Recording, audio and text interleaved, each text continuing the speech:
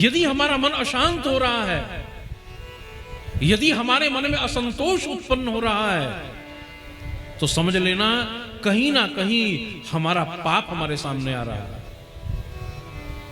मन की अशांति का कारण केवल पाप, दूसरा कुछ भी नहीं।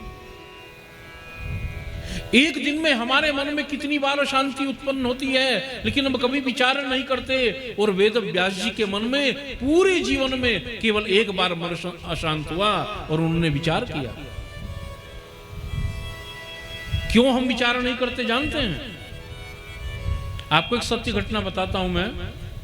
एक बार द्वारिकाधीश का दर्शन करने के लिए हम गए, तो जब भेंट द्वारका जा रहे थे, जो समुद्र के बीच में द्वारिका है ना, उसका दर्शन करने के लिए जब हम जा रहे थे, तो मार्ग में मछुआरों की बस्ती आती है। तो वहां मछली की दुर्गंध उठ रही थी। हमने अपने मुख पर कपड़ा रख लिया और कहने लगे, इतनी दुर्गंध यहां क्यों आ रही है? किसने कहा कि महाराज ये जो बस्ती है ना, ये मछुआरों की बस्ती है। ये लोग मछलियां पकड़कर घर में सुखाते हैं, ये उनकी दुर्गंध है। हमने कहा, अरे राम राम, ये कैसे रहते होंगे?